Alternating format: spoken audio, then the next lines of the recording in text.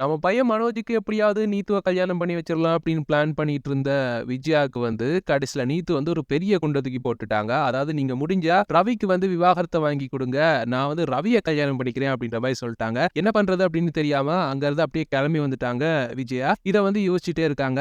ஒரு பெரிய பிளான் மொத்தமா சொதப்பிருச்சே அப்படின்ற மாரி யோசிச்சுட்டு இருக்காங்க. அதுக்கு பிறகு யோசிக்கிறாங்க, சரி வீட்ல வந்து ஒரு பூஜைய போட்டா தான் சரி. ஆல்ரெடி வந்து நம்ம சிந்தாமணி கிட்டயே இத பத்தி பேசியிருக்கோம். பூஜைய ரெடி பண்ணுவோம் அப்படின்ற மாரி யோசிக்கிறாங்க. அப்படியே சொன்ன மாதிரியே பூஜை வந்து ஸ்டார்ட் ஆக போகுது. உடனே வந்து மீனா கிட்ட போய் சொல்றாங்க, மீனா நம்ம வீட்ல வந்து ஒரு பூஜை நடக்க போகுது. வீட்ல வந்து ஒரே பிரச்சனையா இருக்கு. அதனால கண்டிப்பா வந்து ஒரு பூஜை பண்ணா தான் சரி வரும் அப்படின்ற மாரி சொல்றாங்க. அதுக்கு வந்து மீனாவும் சரி அத்தை சொல்ட்டாங்க, செய்யத்தானே வேணும் அப்படின்ற மாதிரி பூஜைக்கான ஏற்பாடுகள பண்ணிட்டு இருக்காங்க.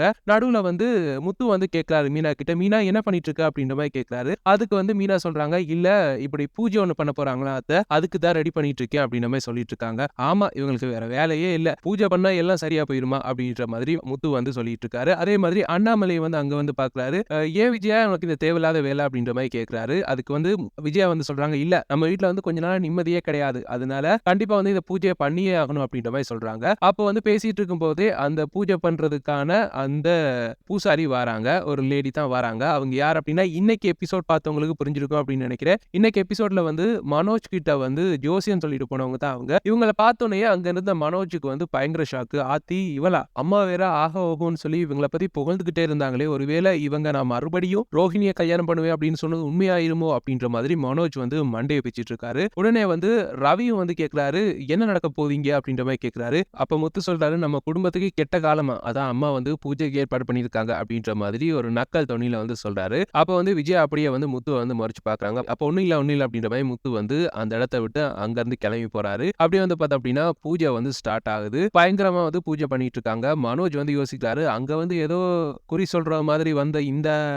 லேடி இங்க வந்து பார்த்தோம் அப்படின்னா ஒரு பெரிய பூசாரி மாரி இருக்காங்களே. 2 கெட்டப் போடுறாங்களா அப்படின்ற மாதிரிலாம் அவர் வந்து மைண்ட்ல வந்து புலம்பிட்டு இருக்காரு. அப்படியே வந்து பார்த்தோம் அப்படின்னா அந்த சாமியார் அம்மாக்கு அப்படியே வந்து சாமி வந்த மாதிரி நடிக்கிறாங்க. அப்படியே அவங்க சொல்ல ஆரம்பிக்கிறாங்க. இந்த வீட்டுக்கு வந்து ஒரு கெட்ட காலம் நடக்க போகுது அப்படின்ற மாரி சொல்றாங்க.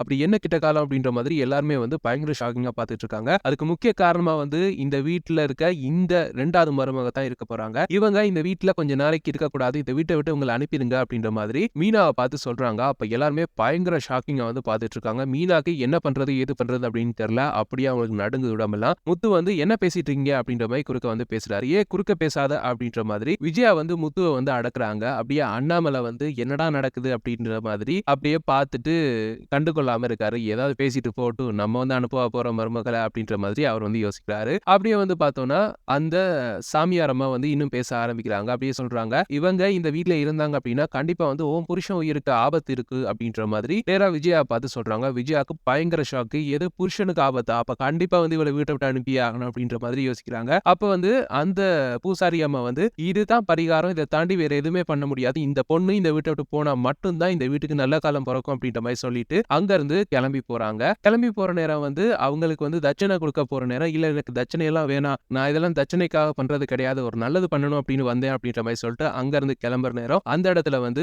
முத்தோட ஃப்ரெண்ட் வந்து வராரு. வந்தோனே ஏன் தட்சணை வந்து ரோஹிணி கொடுத்துட்டாளா அப்படின்ற மாதிரி கேட்கிறாரு. அப்ப எல்லாருமே பயங்கர ஷாக்கு. எது ரோஹிணியா அப்படின்ற மாதிரி எல்லாருமே வந்து ஷாக்கிங்கா பாக்குறாங்க. அப்ப வந்து ஆமா முத்து வந்து கொஞ்ச நாளைக்கு முன்னாடி ரோஹிணியை வந்து ஃபாலோ பண்ண சொல்லியிருந்தா. அதுல இருந்து நான் ரோஹிணியை வந்து ஃபாலோ பண்ணிட்டு தான் இருக்கேன். அப்படி நேத்து வந்து நான் பார்த்த நேரம் ரோஹிணி கிட்ட இந்த அம்மா வந்து பணம் வாங்கினதை நான் பார்த்தேன் அப்படின்ற மாதிரி சொல்றாரு. அப்பதான் மனோஜுக்கு வந்து புரியுது.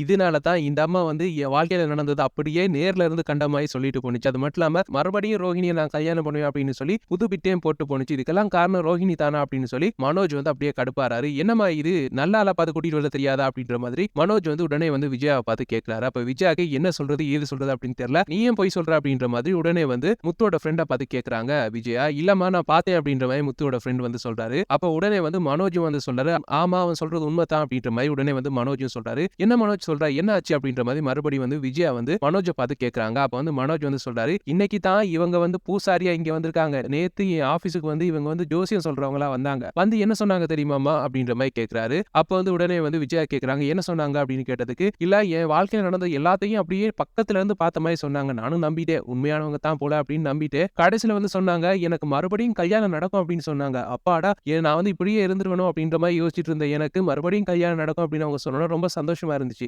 ஆனா நான் யாரை கல்யாணம் பண்ணுவேன் அப்படின்னு கேட்டதுக்கு, நீங்க வந்து உங்களோட முதலாவது மனைவி ரோஹிணியை தான் மறுபடியும் கல்யாணம் பண்ணுவீங்க அப்படின்ற மாதிரி சொல்லிட்டு போனாங்க. அப்ப வந்து எனக்கு ஒரே ஷாக்கு, மறுபடியும் ரோஹிணிய தான் கல்யாணம் பண்ண போறேனா அப்படின்ற மாதிரி புலம்பின்னு இருந்தேன். ஆனா இப்ப வந்து பார்த்தா தான் தெரியுது, இவங்க வந்து ரோஹிணிகிட்ட பணம் வாங்கிட்டு தான் இதெல்லாம் பண்றாங்க. இப்ப கூட இங்க வந்து மீனாவ வந்து இந்த வீட்ட விட்டு தொரத்தணும் அப்படின்னு பிளான் பண்ணி ரோஹிணி தான் இவங்கள இங்க அனுப்பி வச்சிருப்பாங்க அப்படின்ற மாதிரி மனோஜ் வந்து சொல்றாரு. அப்ப உடனே வந்து விஜயாக்கு ஒண்ணுமே புரியல. என்ன இது, சிந்தாமணி தானே இவங்கள அனுப்பி வச்சிருந்தாங்க. ரோஹிணிக்கு இவங்களுக்கு என்ன சம்பந்தம்? ரோஹிணிக்கும் சிந்தாமணிக்கு என்ன சம்பந்தம் அப்படின்ற மாதிரி விஜயா வந்து கொஞ்சம் கொஞ்சமா யோசிக்க ஆரம்பிக்கிறாங்க. அப்ப உடனே வந்து இந்த சாமியார் கிட்ட வந்து கேக்குறாங்க, உண்மையா இவங்க சொல்றதெல்லாம் உண்மையா அப்படின்ற மாதிரி கேக்குறாங்க. அந்த சாமியாருக்கு என்ன பேசுறது ஏது பேசுறது அப்படின்னு தெரியல. அப்படியே முழிச்சிட்டு இருக்காங்க. அப்ப உடனே வந்து முத்து சொன்னார், நான் அப்பவே சொன்னேன் இதெல்லாம் தேவையில்ல அப்படின்ற மாதிரி சொன்னேன். நீங்க எல்லாம் கேட்கவே இல்ல. எந்த விஷயத்தையும் பேசி தீர்க்கணும். அதை விட்டு போட்டு சாமியாரை கூப்பிட போறேன், பூஜை பண்ண போறேன் அப்படின்னு சொன்னா அதெல்லாம் சரி வராது அப்படின்ற மாதிரி முத்து வந்து சொல்றாரு. உடனே வந்து அவள் நேரம் அமைதியா இருந்த அண்ணாமலை வந்து பேச ஆரம்பிக்கிறாரு. அவர் சொல்றாரு, இதுதான் இதெல்லாம் வேணாம், இதெல்லாம் நம்பிக்கை இல்லைன்னு நான் அப்ப இருந்தே சொல்லிட்டு இருக்கேன். இவ தான் கேட்கறதே கிடையாது. பாரு ஒரு பொய்க்கார மனுஷிய வந்து கூட்டு வந்திருக்கா அப்படின்ற மாதிரி விஜயா பார்த்து கேட்கிறாரு. அப்ப வந்து விஜயா வந்து சொல்றாங்க,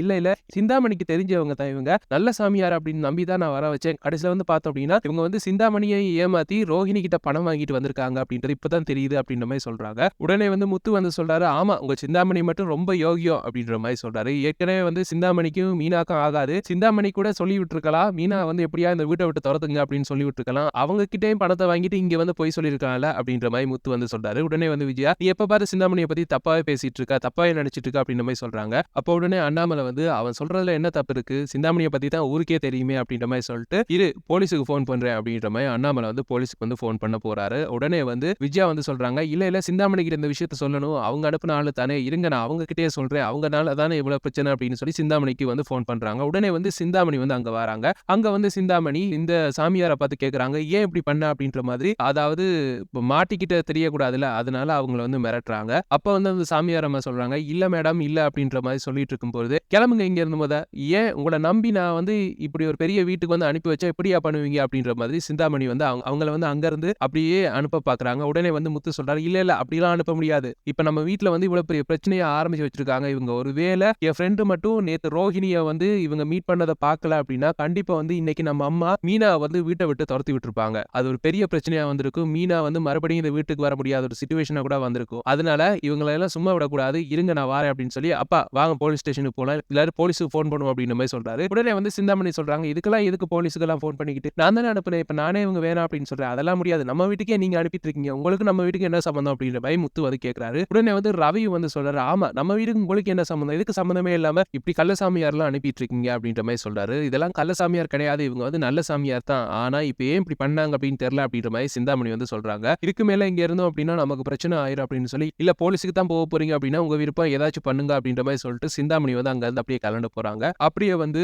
கடுப்பான விஜயா வந்து, உன்னை நம்பி பெரிய சாமியார் அப்படின்னு சொல்லி நான் வீட்டுல வந்து ஆக ஓகன்னு புகழ்ந்தனே, கடைசியில வந்து பார்த்தோம் அப்படின்னா நீ போலீஸ் சாமியாரா அப்படின்னு சொல்லி அந்த சாமியாரை பார்த்து கிளின்னு கிளிக்கிறாங்க. அப்படியே சாமியாரை வந்து கழுத்தை பிடிச்சி வெளியே தள்ளுறாங்க விஜயா. இனிமே எந்த வீட்டுக்கு வந்து இப்படி ஜோசியம் சொல்றேன், இப்படி பூஜை பண்ண போறேன் அப்படின்னு சொல்லி ஏமாத்தக்கூடாது அப்படின்ற மாதிரி சொல்லி துரத்தி விடுறாங்க. அப்ப மீனாக்கு அப்பாடா அப்படின்ற மாதிரி இருக்கு, இல்ல அப்படின்னா வீட்டை விட்டே துரத்தி இருப்பாங்க அப்படின்ற மாதிரி யோசிக்கிறாங்க. அப்ப உடனே வந்து முத்து வந்து சொல்றாரு, இனிமே நம்ம வீட்டுல யாராவது பூஜை பண்றேன் அது பண்றேன் இது பண்றேன்னு கிளம்பி வரட்டும் இருக்கு அப்படின்ற மாதிரி அங்க இருந்து கிளம்பி போறாரு. அப்படியே வந்து ரவி வந்து விஜயா கிட்ட வந்து சொல்றாரு, அம்மா எதுக்காக இந்த தேவையில்லாத வேலை பாத்தீங்க அப்படின்ற மாதிரி சொல்றாரு. அதுக்கு வந்து விஜயா வந்து சொல்றாங்க, இல்லடா நம்ம வீட்டுல ஒரே பிரச்சனையா இருக்கு, ஆல்ரெடி வந்து மனோஜ் ரோகிணி பிரச்சனை வேற போயிட்டு இருக்கு, அது பத்தாது அப்படின்னு உனக்கும் ஸ்ருதிக்கு வேற பெரிய பிரச்சனையா போயிட்டு இருக்கு, நீங்க ரெண்டு பேருமே பேசிக்கிறது கிடையாது, இப்படி தொடர்ந்து நம்ம வீட்டுல பிரச்சனையா வந்துட்டு இருக்கு, இதுக்கு ஒரு முடிவு கட்டணும் அப்படின்றதுக்காக தான் நான் வரசனே, ஆனா அந்த பொம்பளை இப்படி இருக்கும்னு நான் எதிர்பார்க்கவே இல்லை அப்படின்ற மாதிரி சொல்றாங்க. அப்ப வந்து அண்ணாமலை வந்து சொல்றாரு, சரி இது வந்து ஒரு பாடமா இருக்கட்டும், இனிமே பட்டு இந்த மாதிரி சாமியாரை கூட்டிட்டு வரேன் அதை கூட்டிட்டு வரேன் ஜோசியக்காரனை கூட்டு வரேன்னு வர்றது கிடையாது,